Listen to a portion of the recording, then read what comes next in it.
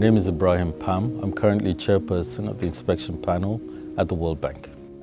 And today we're discussing the inspection panel investigation into the REGROW project in Tanzania. Joining me are two colleagues, two experts, Evelyn Dietsche, who's a panel member and a social expert, and also Serge, who is senior policy advisor at the inspection panel. I would like at the start to acknowledge Ramanie Kunanayagam and Marc Goldsmith, who both were previously chairpersons of the inspection panel during the investigation of this case. And Marc Goldsmith was also lead inspector, and we will draw on his insights as well. So I'm going to walk you quickly through what we will cover in this video. We'll start with a project description and introduce the requesters and their request. We will summarize the panel's observations and key findings and how the management of the bank addressed these findings. And then we will provide some conclusions and potential institutional learning that have resulted from this investigation. Let's start with a brief overview of the REGROW project. Serge, can you give us a brief introduction? Yes, of course, Ibrahim. So the project was approved at the World Bank by the Bank Board of Directors, Executive Directors, on September 28, 2017.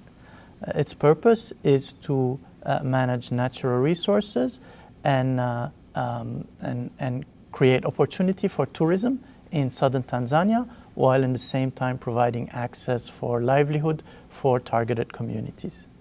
The project covered 4 protected areas, including the Ruaha National Park, also called RUNAPA, which is one of the largest national parks in East Africa and is the size of a country like Slovenia. Thank you. So we have a good understanding of the main objectives of the project and the size of the project area. Serge, can you also tell us about the specific components of this project? Sure. The project included four components. The first aimed at strengthening park management and building infrastructure for the parks. The second included providing access for alternative livelihood for communities living near the protected areas. The third included infrastructure in RUNAPA specifically and upstream of RUNAPA. And the fourth aimed at strengthening the capacity and improving the institutional implementation of the project. And that was targeted to one of the implementing agencies or several implementing agencies, but specifically the TANAPA, which is the Tanzania National Park Authority. So now we have an understanding of the key components of the project. Can you tell us about the request for inspection? What were the concerns of the requesters?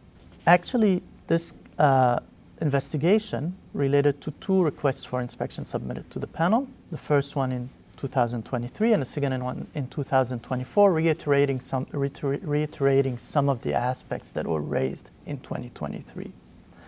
The request generally raised concern that the bank's environmental and social policies were not being applied in the context of this project.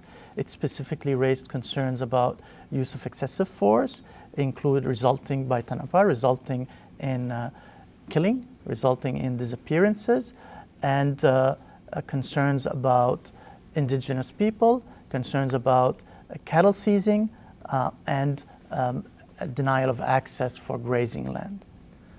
At this stage, the panel recommended an investigation into TANAPA's use of excessive force.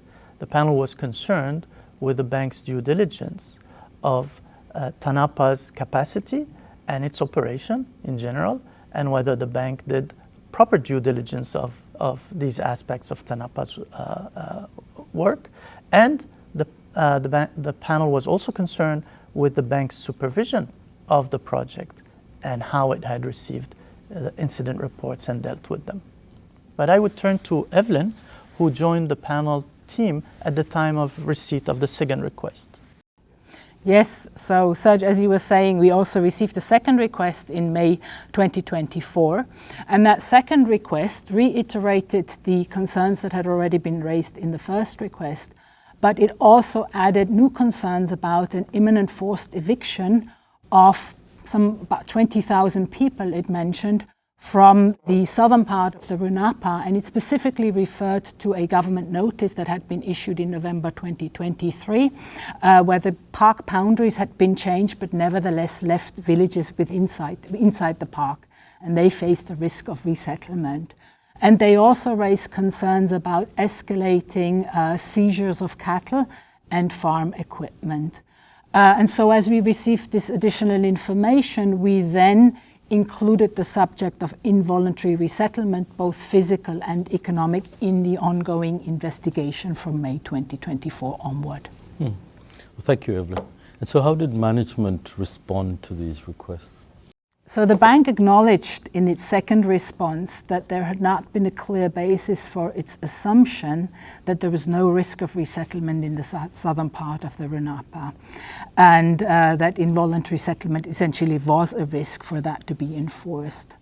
It also acknowledged, it couldn't verify the incidents of violence that had been raised in the first request and were reiterated, because essentially there wasn't an adequate monitoring system to verify that information in place. And then finally, the response acknowledged that management had failed to take prompt action when it was first informed and had learned about the incidents that were described as having happened in the southern part of Runapa. So let's now cover the findings. Evelyn, would you like to continue? Thank you, Ibrahim. So there were 5 findings from this investigation. The first finding was that while the project had correctly identified the area of influence, it had not recognized the extent of human settlement in the southern part of the Runapa, and therefore it had not recognized that there was a risk of resettlement for those villages that found themselves in the park. The second finding relates to that because it had not recognized the extent of human settlement in the southern part of the park. The resettlement policy framework that was prepared for potential resettlements was not applied to those early activities of resettlement that were then raised in the request.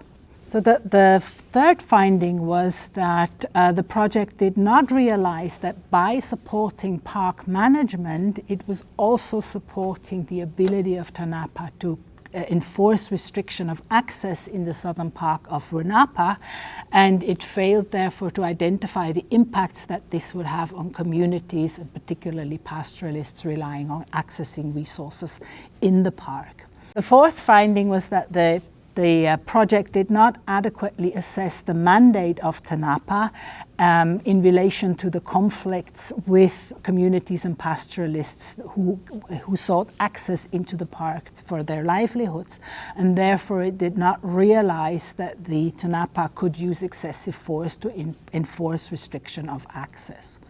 And finally, the fifth finding was that the project did not have adequate supervision in place to pick up on these challenges. So Serge, how did bank management respond to the findings in their second management response and in the management action plan?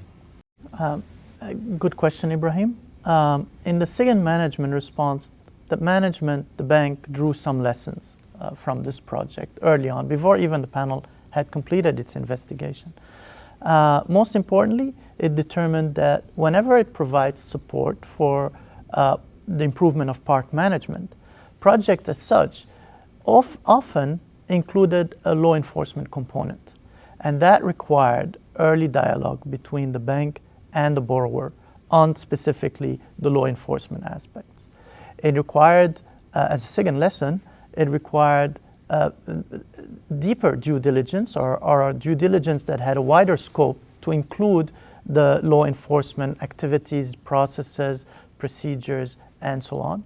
And then it included also the bank's review of incidents that are reported, law enforcement incidents, to make sure that the safeguard it had put in place or suggested to have in place are actually working. Second, as a response to the panel's investigation report and to the findings specifically that the panel had made, management agreed with the borrower on a set of actions. These actions included the improvement and reinforcement of the grievance redress mechanism, the establishment of a hotline at the country office in case there are claims of excessive force. People can use that hotline. An agreement with a local NGO to provide information and legal support for communities who felt aggrieved by these aspects of the project.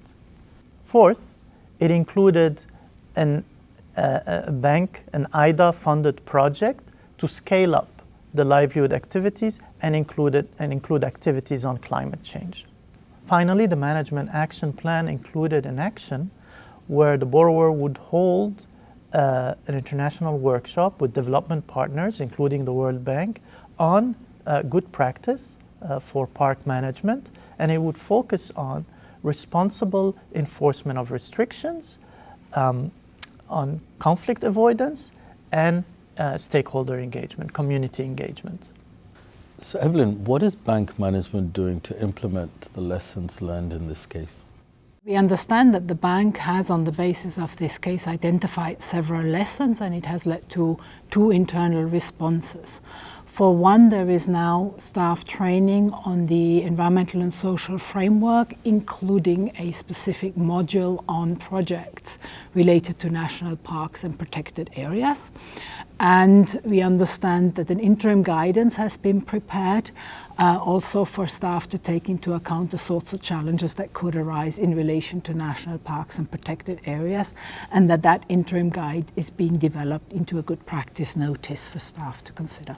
Very good. I'm now going to turn to Marc Goldsmith, former chair of the inspection panel, for some conclusions and lessons in relation to this case. Thank you. My name's Marc Goldsmith, and I'm the former chair and panel member with the World Bank Inspection Panel. I'm also the lead investigator in relation to this case, which was the investigation of the REGROW project by the World Bank Inspection Panel. There were 3 main conclusions in relation to this case and the bank's application of the safeguard policies. 2 are in relation to the enhancement of law enforcement by the implementing agency, TANAPA. Management did not sufficiently consider, firstly, the enhancement leads to restriction in access for local communities to park areas, and this constitutes involuntary resettlement. And secondly, the risks associated with TANAPA's legally mandated use of force. And the third conclusion is that management could have drawn on well-established practices on involuntary resettlement, including scoping of risks, understanding legal frameworks, institutional capacity, consultation, and supervision. And finally, there's a high-level insight as well. It is very important that project teams and everybody involved in the project fully understands the objectives of the project and the actual scope of the project area in relation to the project. Thank you. Thank you, Marc. And thanks also to you, Evelyn and Serge, for your important insights. And thank you to the communities and their advisors for bringing their concerns to the inspection panel and for entrusting the panel to bring these concerns to management and to ensure that important lessons are learned. While it is clear that the REGROW project sought to achieve important objectives, there are critical lessons to be learned for the future to ensure that development outcomes are achieved. Thank you, listeners and viewers, for watching this video, and the non-technical summary is also available on the website of the inspection panel.